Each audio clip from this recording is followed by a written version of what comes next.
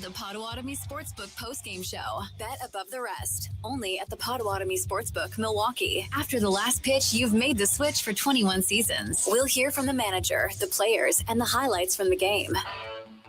It's time to talk about the game and the team with Tim Allen on the Wisconsin Sports Radio Network. Welcome into the Potawatomi Sportsbook post-game show. Not quite post-game yet. Luis Lara, another sliding grab in right center field to take away extra base hits from Matt Olson. He is probably so sick and tired of watching Luis Lara make great plays on his extra base hits. He did it yesterday, that catch in the wall in the 6th inning, and now here in the 8th inning, DL Hall in. He's got 2 outs. The Brewers with a 4-1 lead on the verge of winning another series and a chance for a sweep tomorrow if DL can get this out here, and then a close in the 9th. Probably Aaron Ashby. McGill was probably down. He's pitched the last 2 days, so might still have to have some nails remaining to bite if Ashby's coming in. He just tends to let some guys on sometimes. It once in a while seems to be his Achilles heel. And you never want to talk about an athlete and the Achilles, but it just seems as he likes to put himself in predicaments that he ends up in many cases working out of. But quite honestly, he seems to be at his best when you amp the pressure up just a little bit, and then he finds whatever's left in the reserve and gets the job done. If you're tuning in and you're like, hey, this is the Potawatomi Sportsbook postgame show, and we don't hear Tim Allen. That's right. Tim Allen's got a gig today with his band Conviction. So Aaron Morse and Don Wachillis doing the postgame show here, I guess this afternoon. A little weird on a Saturday. It's 3:30 and we're doing a postgame show, but they've got to get to the Little League Classic tomorrow night, which is going to be really cool to watch. And BA was talking about it on the broadcast. You know, he and Rock talking about how it felt more like a Sunday than a Saturday, and they hit it right on the head. I mean, usually this is the time frame of a Sunday afternoon affair. I loved Saturday afternoon baseball. Growing up, going to County Stadium back in the day, Saturday afternoon baseball was the best. And I get why they moved it to evenings for all of the varying purposes, but boy, Saturday afternoon baseball is just the best. You know what they could try to do more often, and I do something about afternoon baseball, and we don't like to compliment the team down south very much, but they do a lot of afternoon games, which is pretty cool. It's been their history and tradition forever. That's why they do it. City ordinances and whatnot. No, not too many night games there, but it's cool to have some afternoon games once in a while. But I also like getting done with work, going home, sitting down. Brewer game. I do like that as well. So it's hard to say. I guess we just like watching baseball, I guess is what it comes down to. Absolutely. They could do more of what they did Friday, where they had a 3:10 start. I kind of like that as well. Now, there's a bunch of reasons why. You could point to the Little League Classic. Yep. So they want to move everything up to be allowed to get a day game today. The Packers played a night game yesterday. Don't want to infringe on that. Right. Maybe it's people traveling because of wanting to go up north, and that's a big one. Maybe they just do some random Friday 3:10 games. People can go to the game, and after they can go up north, and then they're up north by 9:00 at night, and I think they can do their thing. For some different reasons, the same thing on a Saturday. Doesn't always have to be a 6:05, 6:10 first pitch that you could go ahead and fire away at 3:05. And then allow, again, people to do what they want to do on a Saturday night in addition to baseball. Because obviously with the way attendance has been this year, people are showing up and you don't want to do anything really to mess with that. However, I with the festivals and everything that goes on in this city over the summer, to move it up a little bit and then allow people to continue, that's not a bad way to look at it. Yeah. DL Hall gets out of the inning, a 10-pitch strikeout, 1, 2, 3 for him. So Chad Patrick and DL Hall doing the job. It's likely going to be Ashby in the 9th, we guess, because McGill is down. Senzatella is probably down. We know Uribe's on the injured list. So it seems like Ashby is the guy that is going to come in and get the close in the 9th. Unless the Brewers can add some runs on in the bottom of the 8th, and then you could throw Grant Anderson or Bryce Wilson or whoever else you wanted to out of that pen in kind of a lower leverage situation. Logan Henderson was fantastic again today. Yes. He is now 18 starts in his career, and 18 starts have been 3 or fewer earned runs. Only 2 of those have been 3 runs. All of them else have been 2 or fewer. And I don't know about you, Aaron, but again, that first inning, a little bit on the struggle bus. Yep. Not bad, but just a little. And I thought, oh boy, the heart sinks a little bit. He's due for one kind of feeling. Yeah, absolutely. Yeah. And then to get out of it in the fashion that he did, and then to shrug it off. Obviously, a couple innings later, the Brewers tie it and then have the big inning in which they pull ahead. But his ability to rebound in that second inning and just shut the Braves down and move forward from there, I thought was a telltale sign, in a good way, of where this was going to head as we move our way to the ninth, and hopefully can just put a bow and wrap this thing up and put another one in the win column for the good guys. Yeah, he gave up a leadoff walk to Baldwin, struck out Acuna Jr., single to Matt Olson, double to Michael Harris II. Yeah. And you're like, oh, wow, Logan Henderson's human. He gives up a run. You're like, oh, they look good against him those first 3 or 4 at bats. Right. And that, as you mentioned, he settled down. Second inning, 1, 2, 3. Third inning, leadoff walk, and then got Acuna, Olson, Harris II, the guys who got him in that first inning right after it. So just him being, he's basically his rookie year, his first full year. Right. And as you mentioned, he was able to bounce back. Great sign, because young guys can't always do that. No, and there is a theme brewing with this team. No pun intended. I was going to say, no pun intended. Great words. But the idea, the way this young pitching staff is really rising to the occasion. I know we've all lamented about whether or not they could have gotten Skubal or any other free agent or somebody else in the trade, by the trade deadline, in order to help bolster. But the way these young guys are really taking it upon themselves to take that extra step, to have the mental fortitude like Henderson had today to shrug off that first inning, it just gives you so much hope now working our way into the very latter parts of this season. Yeah, Luis Lara, multiple hits today. Cooper Pratt reached on an error, sac fly, and a sac bunt, so he's doing his job at least at the plate. Joey Ortiz with another base hit today. William Contreras, 2 more hits, and we were talking before we came on the air, Jake Bauers, and we'll go through the game here coming up in just a little bit. But Jake Bauers, one at bat he had in that third inning, 12 pitch at bat, followed off 7 straight pitches. Yep. And then he homers, no doubter, to center field. And I have no idea what that feeling is like, but watching when a player like Jake Bauers connects the way he did, to know, not standing there going, oh my gosh, I hope this creeps over the wall, or, the center fielder runs out of real estate. That was a swing, a connection in which he just stood there like, yeah, there's no doubt about this thing. And let me go take my trot and give the Brewers the lead. Yeah, usually those at-bats, it feels like they either end in soft contact somewhere or a walk. Those long at-bats, long battles, foul balls.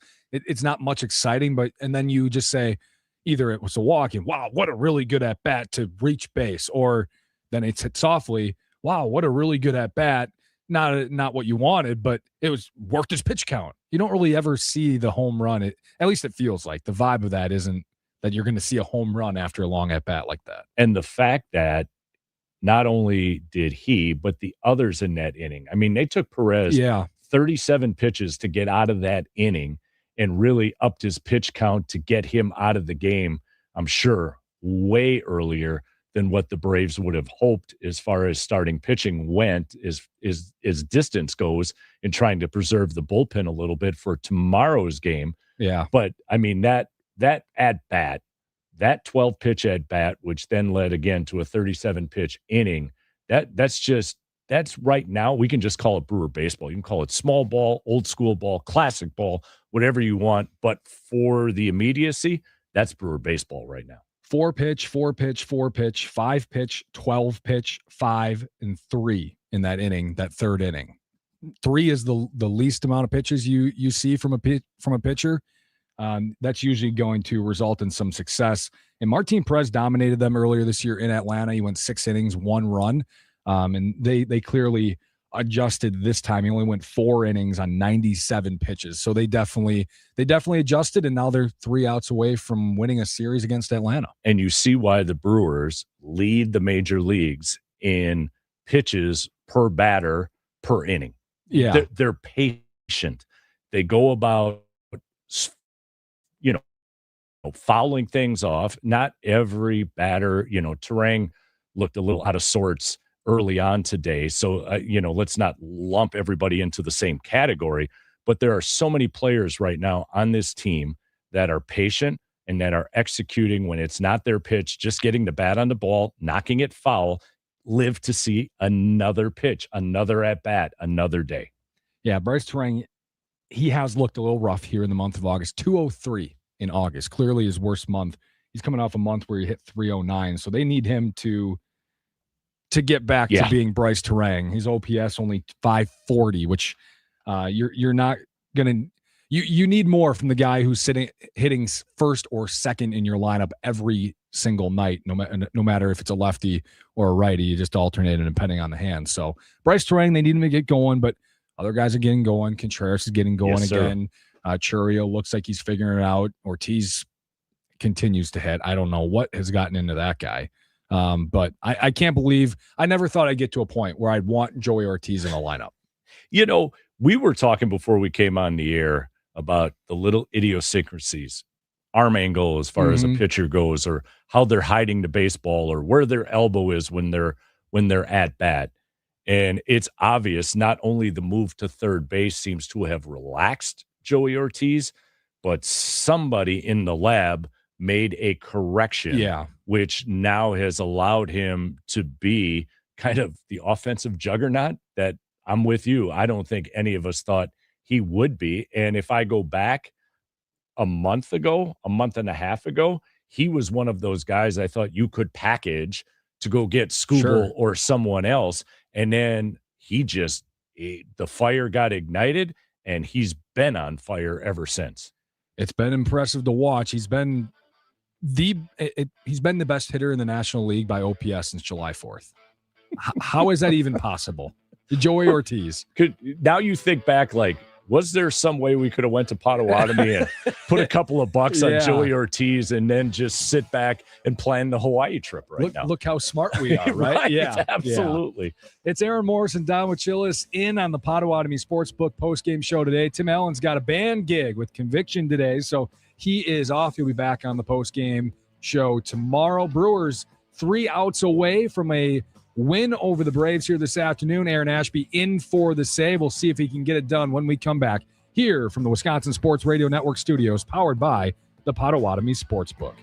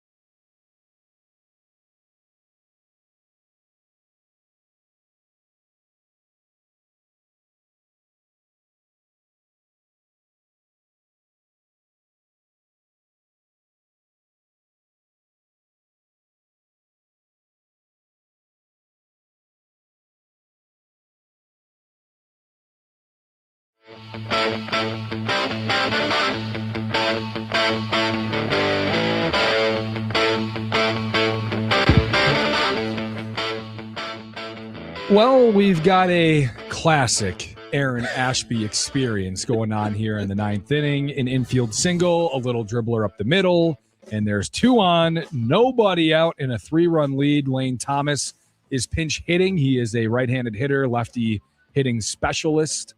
I always think about Lane Thomas. If I'm not mistaken, he is the guy that a few years ago he was with the Guardians and he hit a grand slam off Skubal in the ALDS in like the 5th inning or whatever. I believe you are correct. Yeah, it was Lane Thomas. So he hits lefties well, and they're pinch hitting him to face Ashby right now, who's got him 2-2. So what did we say during the break? The last time you and I were together doing the post-game show, because Tim had a gig again, it was a game that you and I both thought was going to end really quick, much like yesterday. It was yesterday, like 2 hours, 20 minutes, somewhere in that realm.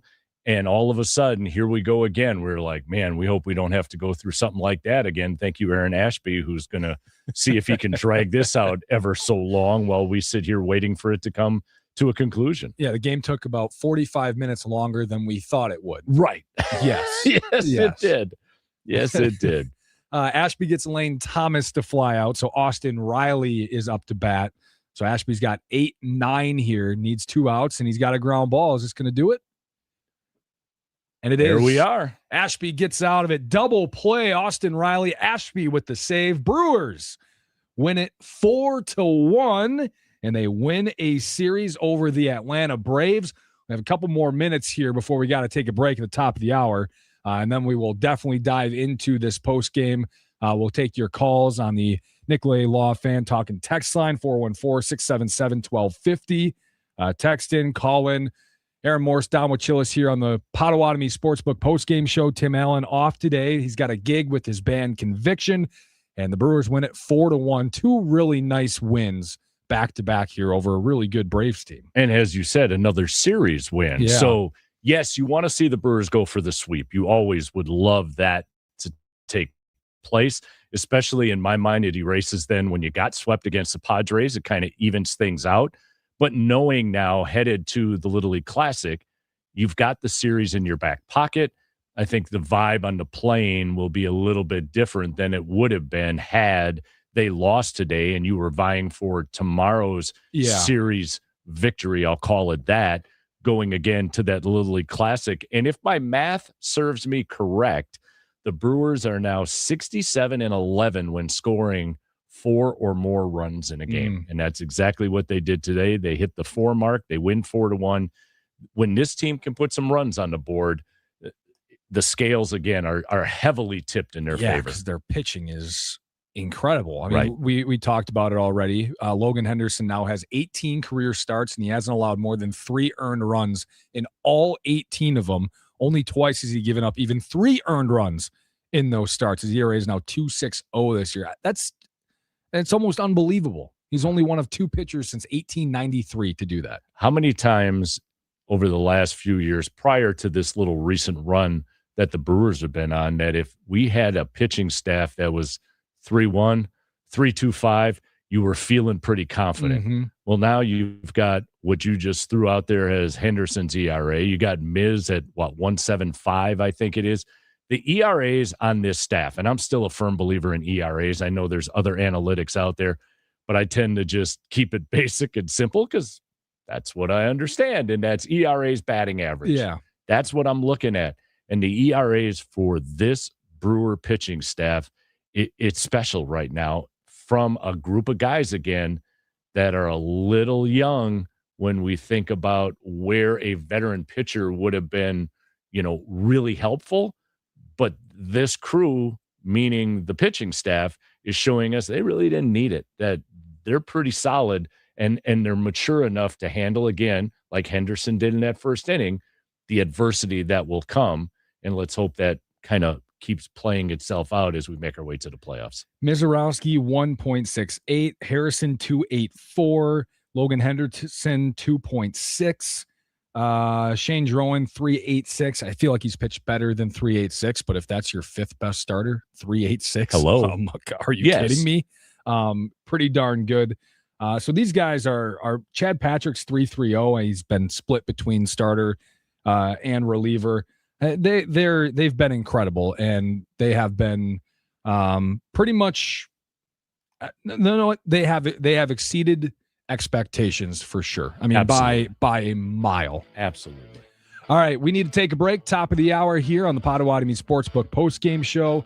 We'll get to your calls and texts coming up after the break. It is 414-677-1250 is the way to get in. The Brewers are victorious 4-1. They've won a series with the Braves. They will go for a sweep tomorrow in the Little League Classic. The Potawatomi Sportsbook postgame show with Aaron Morse and Don Wachilis today on the Wisconsin Sports Radio Network studios, powered by the Potawatomi Sportsbook.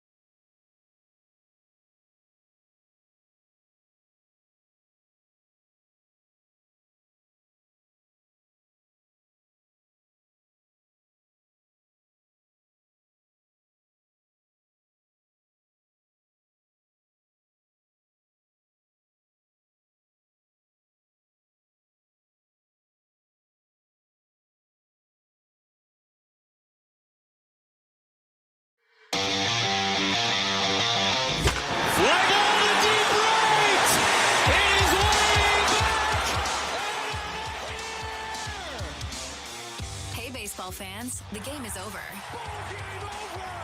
Welcome to the Potawatomi Sportsbook Postgame Show. Bet above the rest. Only at the Potawatomi Sportsbook, Milwaukee. After the last pitch, you've made the switch for 21 seasons. We'll hear from the manager, the players, and the highlights from the game. It's time to talk about the game and the team with Tim Allen on the Wisconsin Sports Radio Network.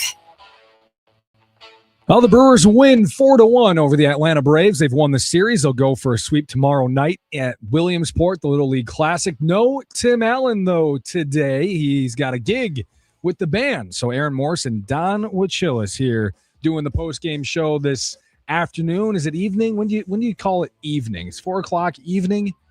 No, it's still the afternoon. 5. After 5. After 5 o'clock is the evening. 5 o'clock, because usually that's when you can go ahead and open something up and kick the evening off. Yeah. We'll say it that way. How about that? All right, I'll go with 5 o'clock. All right, so it's still the afternoon, the late afternoon post-game show today. The Brewers get a couple of runs in the third inning. Jake Bauers with a monster home run to give them the lead, and Logan Henderson was fantastic. Over on the Nicolay Law Fan Talk and Text line, 262 says, big win. Good job by the fans at the end of the top of the sixth to realize the situation and give Henderson recognition. Henderson has been fantastic. He has 4 straight quality starts now. And to go to the fan portion of what that comment was, I think sometimes we in this area take for granted the type of baseball fan that we have. We've got smart baseball fans who understand varying situations, what the storylines may or may not be at any given moment. You don't see that everywhere. And so again, for the crowd to begin to throw a little support towards Henderson at the right moment, I think just once again gives some credence to the type of fan that we have here in Milwaukee. How many fans do you think were at the game today? 110 Saturday game. A 110 Saturday game. Give me, and I didn't hear this on the radio, so give me 41,380. 42,298. Oh, that is way over a sellout. It used to be, I think capacity used to be 41.9, then they added those offices up in the right field. So I don't know what it is now, probably like 41.2 or 41.4 or something like that. So way over capacity for an afternoon game. There's been a ton of fans at American Family Field this week for the Mariners and Braves series. And once again, we always hear about the small market, but when the organization, in the fashion that they've gone about their business in building these rosters, through the farm system and now seeing it pay prudence here at American Family Field, this city, much like many, many, many moons ago when the Braves were here, they'll come out. Mm-hmm. This community, this state will come out and support this ball club. Again, 4-1 is the win. We'll go to the Nicolay calling line, 414-677-1250. Vincent is calling in from Anaheim. Vincent, how's it going? Hey, what's up? How y'all doing? Don Wachillis. Nice to talk to you. I heard of you. Hey, man, I want to say, man, all the time y'all have the best subs for Tim, man. So I'm gonna keep it real. The Brewers got it done. They won, and that's what they need to keep doing, especially against good teams. This is a playoff team right here. This is a playoff matchup right here.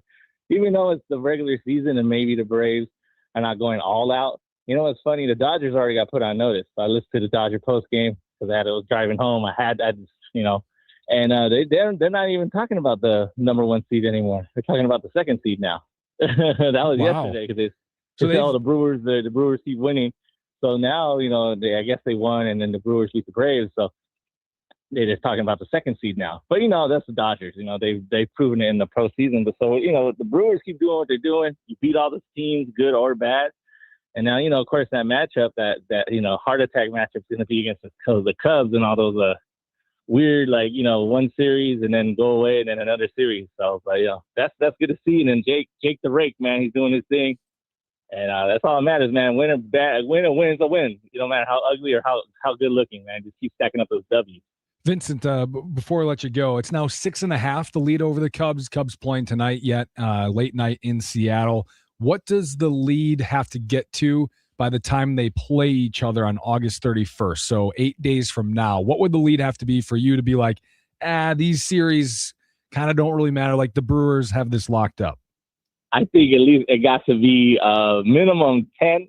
Okay. You know what I mean? If not, a maximum be like 12. You got 12 games above, you can kind of lose maybe 2 of the games. You know, but it's the Cubs, man. It's your rivals. You want to beat them. But I think 10, you know what I mean? Because even if you lose a game, it's just going to go back and forth. But as long as you don't downslide, you know what I mean? You lose, and then, you know, how people go on streaks. You never know. They can be like the Red Sox and go on a damn 10-game winning streak, the Cubs. But hopefully not. All right, Vincent. Appreciate it. Thanks for calling in from Anaheim. All right, thank y'all. Do your thing. Go crew. Vincent in Anaheim listening on the free Odyssey app, I do presume, over in California. And he wants about a 10-game lead by the time. So you'd need to gain about another 3 games in 8 days. So he's basically saying, I'm not comfortable with a lead heading into the Cubs series. I was in that 8-9 range. Like, get me to 8-9 games ahead of the Cubs going into those 2 series as they play out. I don't believe the Cubs will at any point in those 2 series come out with a sweep. They have the potential to win a series or both, but with an 8 or 9 game lead going into it, it's too insurmountable for them to catch up. Now, to Vincent's point, the last thing you want to do is backslide, however, because we've seen teams like the Cardinals in years past who all of a sudden, latter part of the season, in the beginning of that playoff run, all of a sudden just catch fire, and momentum can carry a team much like it did for the Red Sox coming out of the All-Star break. So you don't want to give the Cubs too much confidence, I'll say it that way, and get them into a mode where they're feeling invincible. But if it also can take the pressure off the Brewers a little bit, teams, when they're relaxed, tend to play a little bit more freer. And when you tend to play a little bit more freer, sometimes really good things happen. And so in a crazy situation like that, you end up with the momentum, but you're playing freer because you've got a substantial lead in which you know the Cubs won't be able to bounce back from. Let's say the Cubs lose tonight. It would be a 7-game lead. That would be after August 22nd. On July 22nd, the Brewers had a 7-game lead.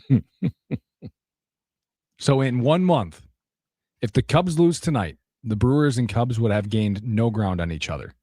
And think about the stretch for the Chicago Cubs and how well they played and how maddening that has to be for counsel and staff there at Wrigley to know that they've played much better coming out of the All-Star break, but to your point, have yet to gain any ground because the Brewers have done the one thing that you need. I know Tim Allen always talks about the season being a marathon. They've been consistent. And that consistency is what we're talking about right now with a team that in Chicago has gone up, down, sideways, and forwards, but couldn't gain any ground when they were winning baseball games and doing it handily. Last time the Brewers and Cubs played, going into the series, it was 6.5 was the lead. That's what it is right now. And that was June 26th. So almost 2 months ago. It's basically nothing in the difference. And so for me, if they have this lead, if they have 7 games by the time August 31st hits, they won the division. Even before they play the Cubs those 7 times in 10 days. Right. Because like you, the Cubs aren't sweeping either one of those series. So that means at best, they're going 5-2. They can only gain 3 games then because of that. Right. Which means it would be a 4-game lead. And at the end of September 10th, I don't know the exact number, but it's got to be probably about 20 game, 15. I mean, less than that. I'm going to look it up. I'm going to make sure that I get this number correct here. As much as I want that comfortability factor, I also would love to see, even though I just spent 3 minutes talking about, well, when you're relaxed, you play freer, but a little bit of pressure because, again, we've seen teams with great momentum at the end of the year that's catapulted them to the World Series. We've seen a Brewer team of under counsel however many years ago where they had it secured, they rested everybody, the playoffs came and they lost that momentum that they had in the latter part of the season and then fell apart once the playoffs got here. So there has to be this mix, and I'm not necessarily sure what the percentages would be between a little bit of tension, but the security in knowing that you're going to win the division and you get to play a little bit freer, whether it's 60-40, 70-30, whatever side of the fence you fall on. A little bit of tension, I think, can't hurt this team down the back end of the season. 15 games following that second Cubs series. So you'd have a 4-game lead with 15 to play. It's pretty darn hard to lose a 4-game lead in that amount of time for a team that's as good as the Brewers. Right. And, the Rockies could lose that, or the Reds could lose that amount of games in 15. But the team that's the best in baseball, or, the Brewers, Dodgers, Braves, Phillies, even Cubs, those teams aren't losing 4-game leads in 15 games. So I would feel pretty confident with a 7-game lead going in August 31st. And the way – so the playoffs we know are different, right? The playoffs are different than the regular season. In basketball, the playoffs are different than the regular season. But watching the resiliency of that Brewer team today, and I said to you before we came on the air, I looked at that lineup and the way it was structured today and the way the substitution patterns came, not necessarily with pitching, but position players. I was like, this is our playoff lineup right now that you could bring in a Garrett Mitchell, move Bowers over to first base, the kind of rotations that Murph can do. Yeah, it's probably Lara in center against lefties and Mitchell in center against righties in the playoffs. And, you just, whatever. It's the same thing, basically. And then you still have pieces to move in the course of the game. I know the long ball plays an important role in the playoffs, but the way this team has the ability to manufacture runs, the way you get a Pratt who ended up hitting a deep fly ball to get a run in, but the pitch prior was squaring off to bunt to see if we could A, move the runner over, or B, you might have an opportunity for a safety squeeze.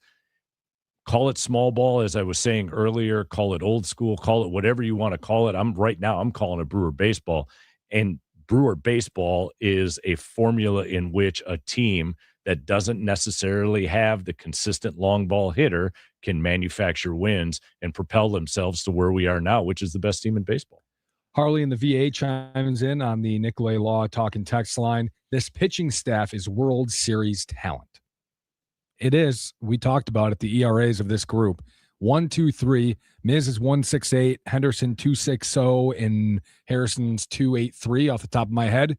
And then you have Dustin May as your number 4. Shane Jerome will probably go to the bullpen. He's been good. Chad Patrick 3.30. Aaron Ashby, as much as he struggles to keep runners off, he doesn't allow very many runs when those runners are on base. Trevor McGill is him and Mason Miller have basically been the two best closers outside of 2 outings for McGill. I mean, he has been fantastic.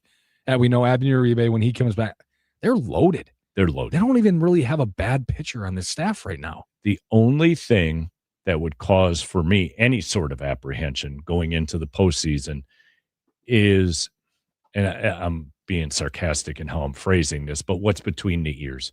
In other words, you've got a young pitching staff right now who's pitching. I'll go back to this idea of playing freely because they've got a commanding lead. They're very confident when they go out there. But I think we all know that the backside shrinks a little bit, gets a little bit tighter once the playoffs come. And can they handle that pressure? If they can handle that pressure, to the texter's point, this is a World Series, caliber pitching staff that could really carry this team as far as it wants to go. Are they too dumb to care about the pressure? Or is that, athletes, you can't play that game because they know how big an NLCS against the Dodgers is or an NLDS against the Cubs is. It's, the great athletes, the Tiger Woods, you can go right down the line regardless of the sport, have ways of blocking that out. We always hear athletes in the zone. Jordan used to, Jordan's in the zone, which simply means he was able to block the rest of the world out, even things that were happening in and around him, and simply focus on the task at hand. If this pitching staff can figure out their own zone individually when they take the mound once the playoffs come, then again, you're right.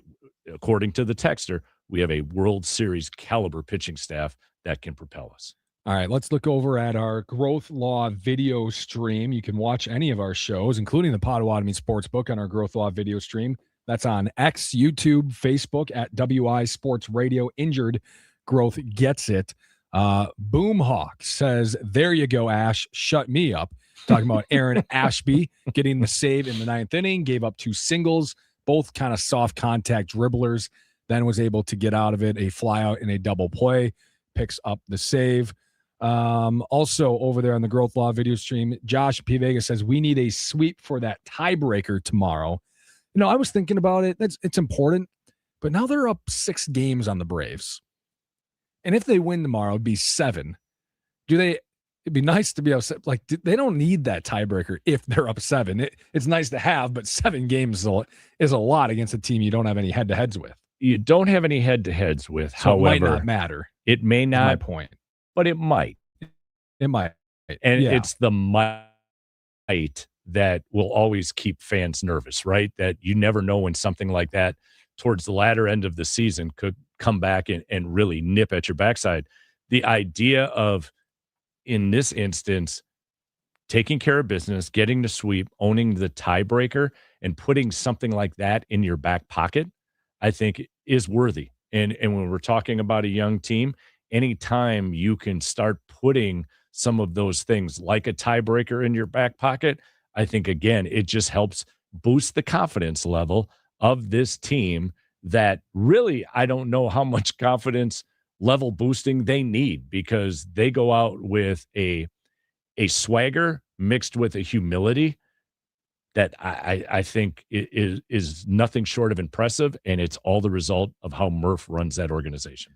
Kim over on Facebook says it's a game of inches, good defense. Yes, this team is very good defensively. Luis Lara with a sliding catch in the 8th inning. They're actually just showing it on the postgame show on the television side right now. Fantastic defense. Big reason why the ERAs are as low as we've been talking about. And then pointing out on YouTube, J-Boy says, high water mark, 32 games over 500, LFG Brewers. Can't say what that means, but yes, LFG Brewers. But think back, Aaron, the first month of the season, in the first couple of weeks even, when the Brewers were a little slow, I'll say, to get out of the gate. Mm-hmm. And I remember seeing things pop up on various sports websites talking about, were we sold a bill of goods? Can this team be as good as they were last year?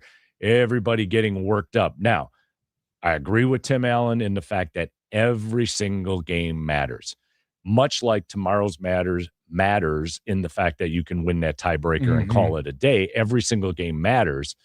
But in the course of a marathon, if you're a little slow out of the gate, there's still plenty of time to make up ground, get the lead, and then run away with it. And that's where the Brewers stand right now. A little slow out of the gate. All of a sudden, they hit the quarter pole, and they've been off and running ever since that point came. All right, now going to the Nicolay text line. Hey, guys, Jeff in Milwaukee here. Thanks for the show. Seen something today a couple days ago. A runner tagging up from first base. Don't remember the last time I seen this. You guys. That isn't something that is done often. Nope. I think it is something that has certainly picked up over the last decade very slowly. I think it's extremely smart. I don't know why teams haven't done this before, but it doesn't happen very often, Jeff, because guys' arms are so good. And it is really tough to go first to second base on any of the throws from the outfield. Absolutely. They're all relatively close to second base. Now you can go second to third easier in center field and right field, a little bit of longer throws. That's why you don't see first to second as often. But if some of these deep fly balls, if they send the fielders back far enough with momentum going away from the base still, that's almost an automatic. You got to test it. Well, and then the other factor has to come into play, just speed of the base runner. Yeah. We've got Lara and Mitchell. We've got guys on the base pass who can fly. Not every team has that.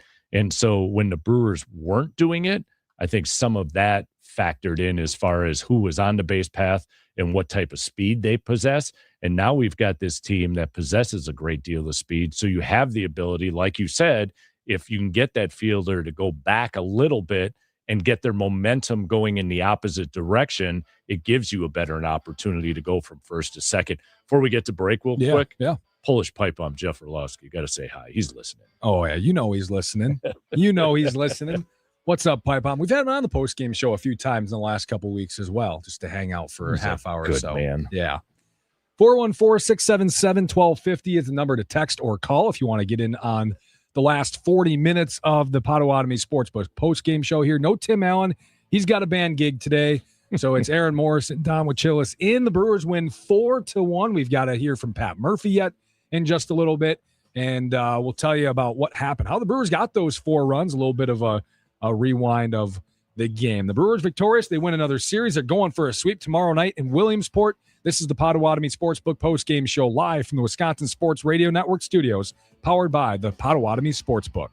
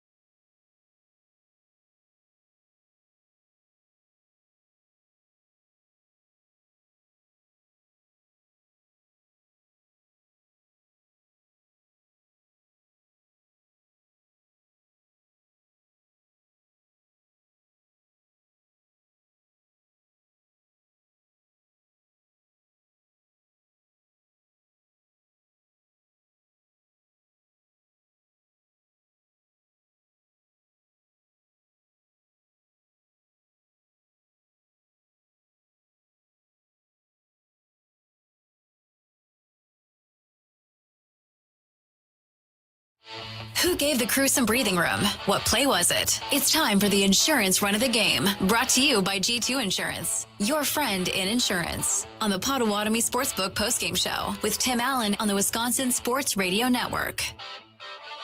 2 balls, 2 strikes. First and third, nobody out. And Pratt hits a high fly ball to left field. Out in the sun is Yastrzemski, plenty deep for both runners to tag. Ortiz will score, Lara to second, and it's 4-1 Brewers. That is Cooper Pratt hitting a sacrifice fly. That came in the 4th inning to make it 4-1. That is your insurance run of the game. Running a business is like a championship run. One bad hit can take you out of the game. G2 Insurance Services specializes in keeping your business and reputation protected. They offer tailored solutions for restaurants, professional liability, and workers' comp. They represent top carriers like Erie to find the best combination of coverage and price. Get the defensive line your business deserves. G2 Insurance Services in Brookfield. Online at g2ins.com. Your friend in insurance.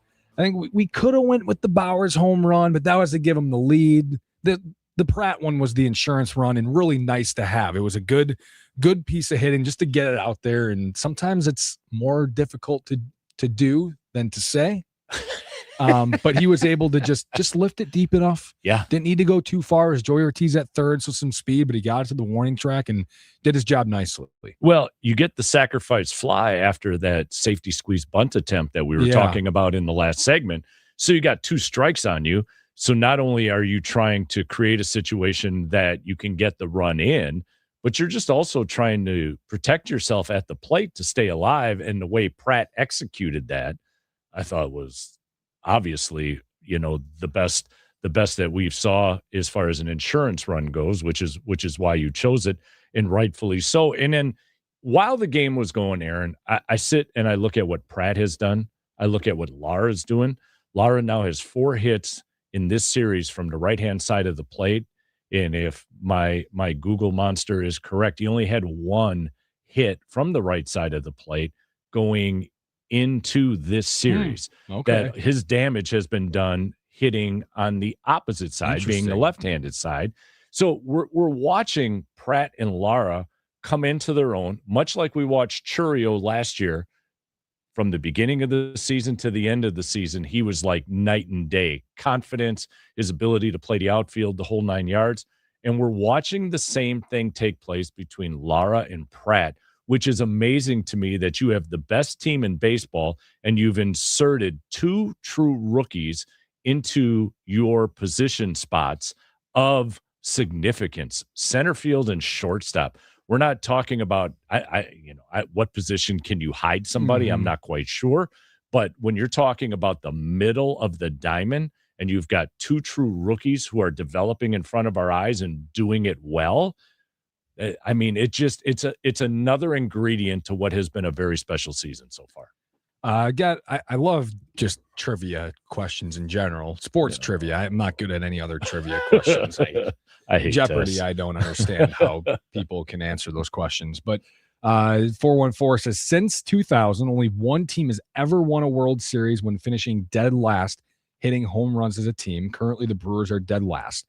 And then he says which team it was. Since 2000, the only team to have dead last in home runs and win it all. Florida Marlins. No, it is the 2012 San Francisco Giants. Wow. I wouldn't have guessed that, but they play in a pitcher's park, so I guess it makes a little bit of sense. When did the Marlins win the World Series? Am I way off? Were they in the 90s? Maybe they won in 99. Might not even have the right decade or century when I threw out the answer. They won in 03. That's what it was. 97 and 03. All right. At least I was I was in the ballpark. Get what I did there? Thank you, Aaron. Yeah. All right. Yeah. 2012 Giants, the only team.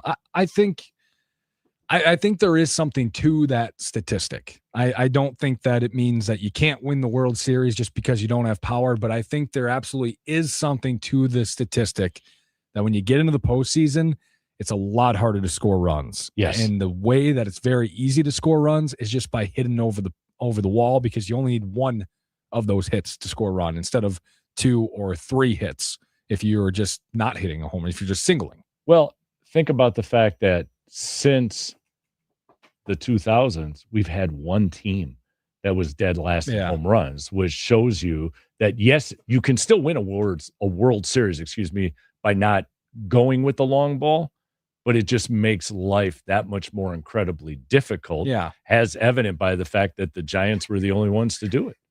Because you're not facing, I always say this, you're not facing Joe Blow every 3 or 4 games in the postseason. You're facing Yoshinobu Yamamoto and Blake Snell and Chris Sale and Shohei Ohtani. You're facing the best 3 pitchers that each team has. Right? You think no team is facing Robert Gasser in the postseason as a starter. They're facing Logan Henderson, Jacob Mizorowski, Kyle Harrison. Well, kind of hard to score runs against those guys. You know, they're only giving up 2.5 runs every 9 innings. You know, like that's really hard to score those runs off those guys.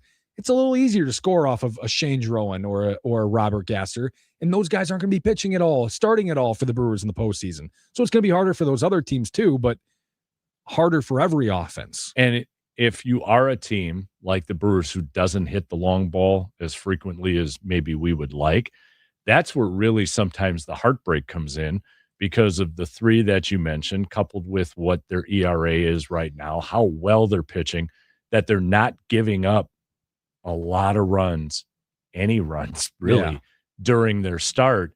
Get one guy to get, I'll call it lucky, off of a Mizorowski fastball that gets the HR, and suddenly you're looking at a 1-0 loss after 9 innings. Those are where things can get a little bit heartbreaking, because our offense is facing their best pitching, much like they're doing in reverse against the Miz and others.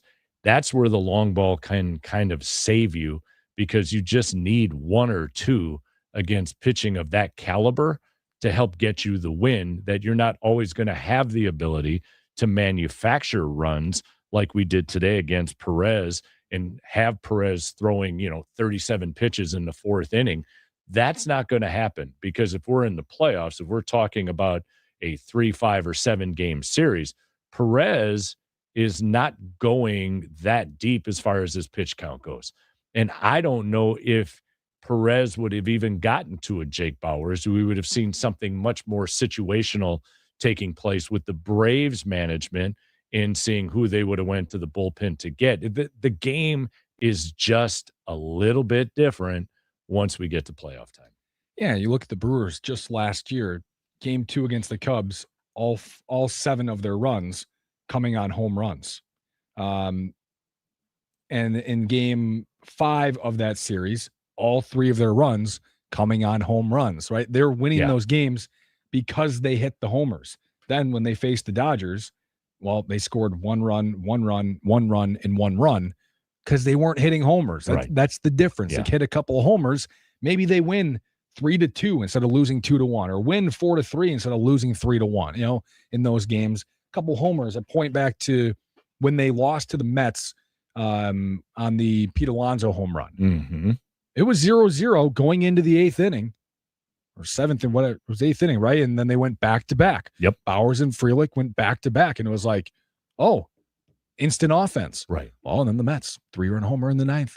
Instant offense, right? That's how those teams scored all those runs. They weren't getting any hits. It was a classic postseason game. Which is why, we want to see Contreras now, who seemingly has himself moving in the right direction as far as offensive production goes.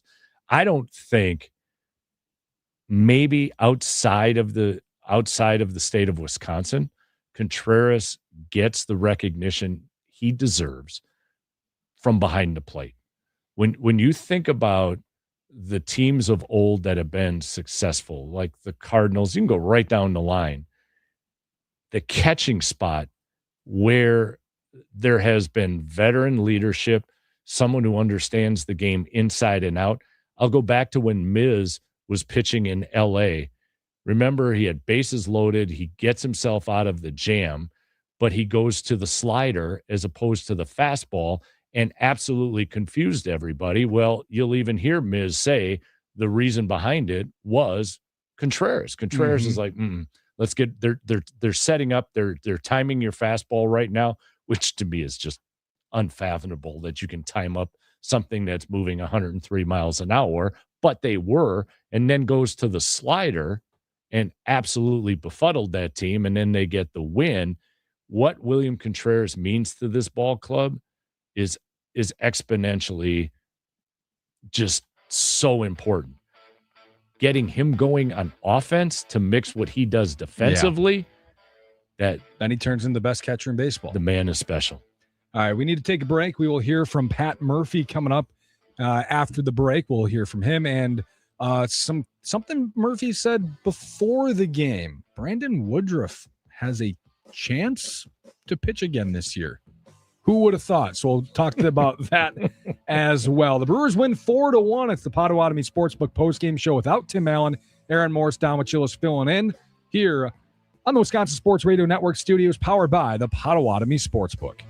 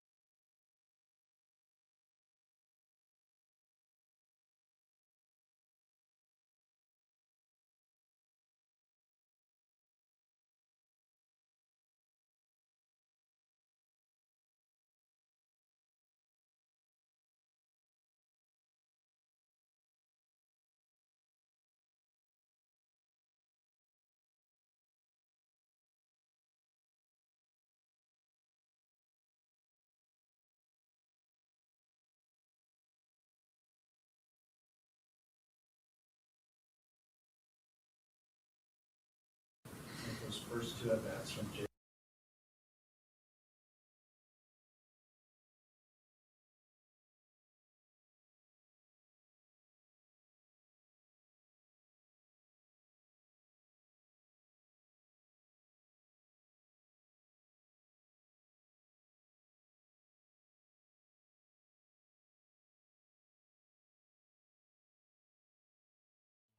The game is over, and it's time to hear from the skipper on the Potawatomi Sportsbook postgame show with Tim Allen on the Wisconsin Sports Radio Network. Get a whole lot better than. That's called dragging them. Right? 23 pitches and both end positively like it did with a walk and then a big homer. I don't think you can have a better at bat than that. I mean, that's the epitome of dragging him, and I think he shocked himself. You know what I mean? It was that incredible.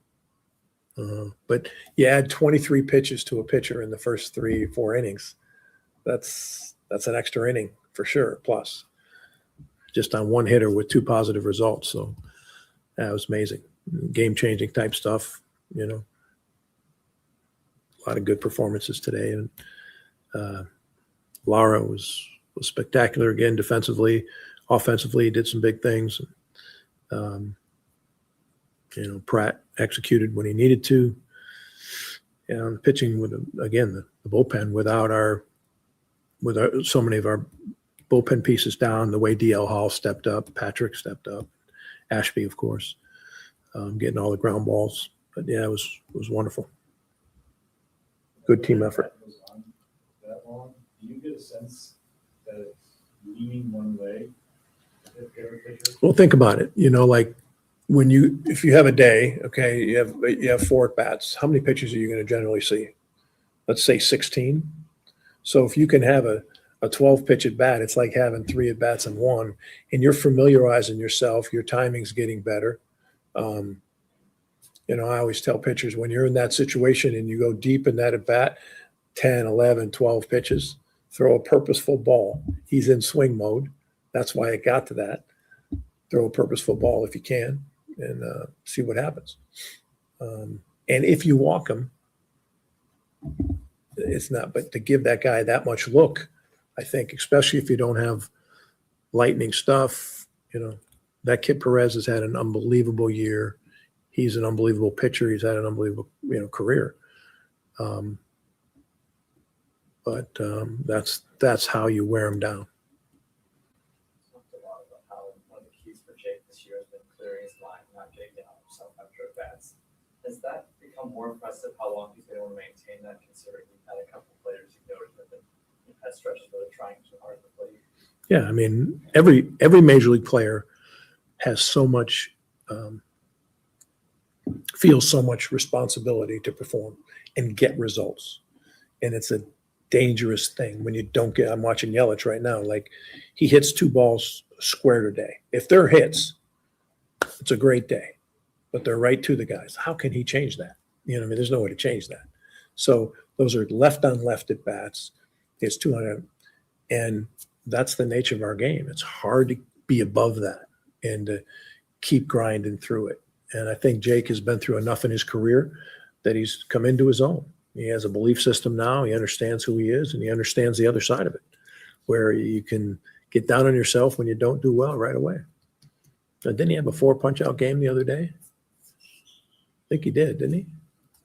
Yeah, but we forget about it quick, right? I mean, it was within a week. He had 4 punch-outs. I was pulling for the 5th. But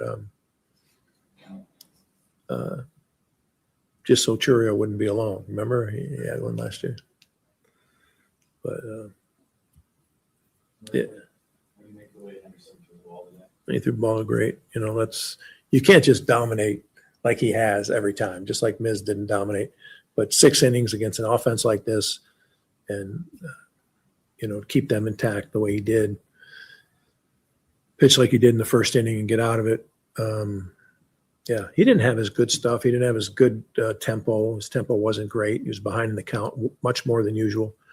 But he got to 6 innings. He threw the most. Is that the most pitches he's thrown in a game? Am I right? All right. Well, that's good. He got to go through that, but still to give us 6 and be in position to win. And Patrick did a nice job. DL Hall, come on, he's got to face the middle of the order and do what he did in quick order. Pretty special. Have you seen a difference for Henderson these last 2 times? Because we had San Diego, the pitch count got up there and stuff tapered off. How have you seen him maintain that these last 2 times? He's been better, and some of that's belief and mental and all that. And he's been really, really good. He's he's mixed in the cutter in the good times, even the sweeper today. But when he starts locating the fastball on both sides, no matter who's hitting, that fastball plays up. It might say 92, 93, but it plays up. And it comes from a very low slot. So you feel like it's rising. Have you seen his confidence in his voice grow over time? Yeah. He has some traffic and he's able to get out of it. It doesn't like the first inning. Yeah. The impression I get, being with the kid last year and this year, he's just such a wonderful person, and he cares so much about team that he feels so responsible to his teammates that he competes that way. And it's so evident, and guys want to play behind him. It's so evident. He never makes an excuse. He never blames anyone else. And that's what I love about this kid, it makes you feel good to send him. Anytime he goes on the mound, I've said this before, whenever he goes on the mound, I feel good because I know he feels that awesome sense of responsibility, which some guys get internal and it gets all towards them. And, people sense it. 2 hits for William today. You talked about his high expectations that he has for himself. Do you feel like he, more than the average hitter, kind of makes use of momentum when he's going well at the plate? Now, I think William knows he's being way more disciplined. Just look at his ball strike recently, and that's what. And he's faced 2 of the best pitchers in the league the last 2 days, and look at how he's kept himself disciplined. That is the key, discipline, and that swinging at the right pitches with a simple swing. Trying to stay in the middle of the field. That's what Williams got to do, and he's executed pretty well. The other end of one of those longer at bats against Harris there, and they just think of the way that he was able to keep them finishing on. Same thing. Throw a ball. Throw a purposeful ball to get out of it. The guy's seen you, but he didn't know DL.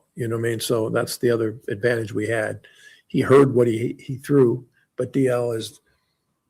Sometimes he's used the slider. Sometimes he's used more curveball. Sometimes he's been change-up heavy. Sometimes the heater's 93. Sometimes it's 97. So I think the report on him is not even full yet. So I think he probably went up there thinking, all right, I'm going to get a breaking ball and a average heater out over. And I think he was able to use all 4 pitches against him and that long at bat and beat him with what did the guy end up doing? What did he do? Punched him out, slider down and away. Yeah. Look, it's obviously a unique situation to kind of pick up this series and have to finish it in Williams Court. But can you just speak to the opportunity for this team to play right tomorrow, especially just being a drive to young sons that play baseball? Yeah, it's a great opportunity. Anytime we can give back, anytime we can represent, anytime we can be an example for young people in the game or just young people in general, I think it's our responsibility. And I think that while the travel is a little unique, and there might be some downside to what some of the players go through, I think they're all thrilled to be part of it, and to know that. They're doing something for the game other than just, competing every night and representing our organization. They're doing something good for baseball.